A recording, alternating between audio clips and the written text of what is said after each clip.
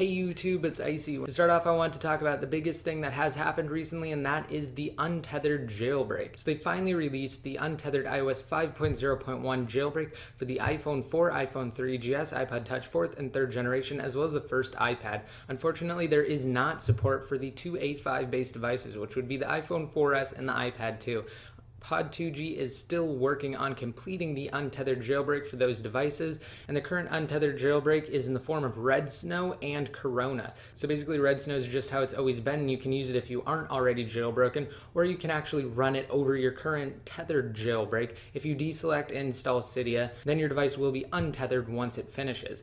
However, you can also go inside of Cydia in your tethered jailbreak and search for Corona, and it was actually created by the Chronic dev team, and once you install it, you will have an untethered jailbreak on your iDevice. So like I said, Pod 2G is still working on the untethered jailbreak for the two newest iDevices, the iPhone 4S and the iPad 2. So just be sure to stay tuned for more updates on the status of the A5 jailbreak. Moving on the 25th, I released a special Christmas video, and if you guys want to see it, I'll have a link to it down below in the more info. Also, Apple released a new iTunes Match page on their website to actually clarify their new service, and it's a really great guide that has answers to some of the frequently asked questions, and it's just really well put together, and it makes you wonder why they didn't actually release something like that to start with alongside the release of iTunes Match. Also, I did an unboxing for the latest 13.3-inch MacBook Air, and I'll have a link to it down below in the more info. Just the other day, it was reported that a leaked iPad 3 home button has appeared in China, and basically there are a couple key differences. The first being that the backing and the way that it actually connects to the iPad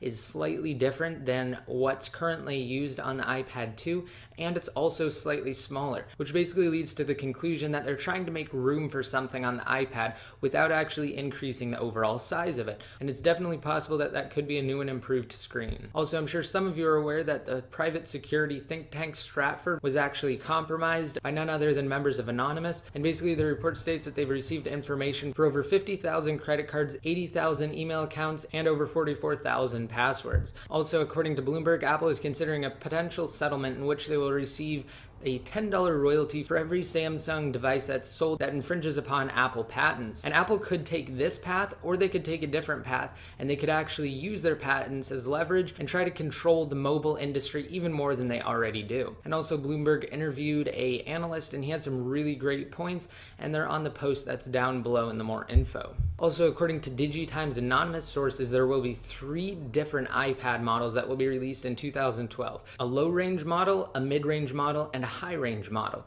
And supposedly the mid-range and high-range will feature a Retina display with double the graphics capabilities of the iPad 2, and also an improved battery that has almost double the battery life of the current iPad 2. So that's absolutely incredible, and hopefully these rumors are true, because I'm sure a lot of people would be interested in an iPad with a Retina display and an improved battery. Also, a new tweak was released to Cydia called V-Wallpaper 2.0, and it offers some really great features, such as the ability to set video wallpapers as your background and to actually add widgets to your iOS device. Moving on, earlier today I published an unboxing video for the brand new Sony PS Vita, and it was actually released inside of Japan on the 17th of December, and it's set to be released in the United States on the 22nd of February. So I got it almost 2 months early because I did purchase it on eBay, and it's actually region unlocked. So that means that it can be set to any language and that you can actually play any game from any region. So when it's finally released inside the United States, you can actually play US-based games. Also, I did an expose and kind of a review article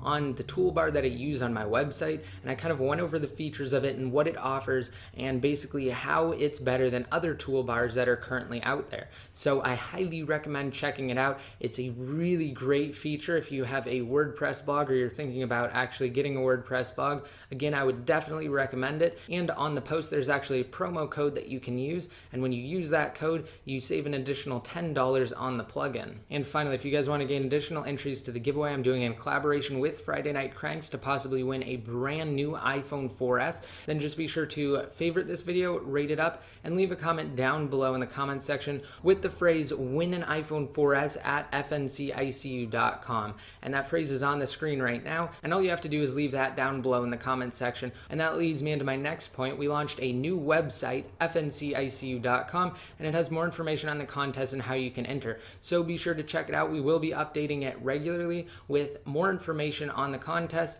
and you can also check out all of the recent videos where you can gain entries to the giveaway. So that's it for this episode. I hope you guys liked it. Be sure to hit that subscribe button to be notified every time I release a new video, and I'll also have links to my social profiles down below in the more info, so just be sure to follow my Twitter accounts, like my Facebook fan page, and add me to one of your circles on Google Plus to be updated more often. And until next time, this is ICU signing out.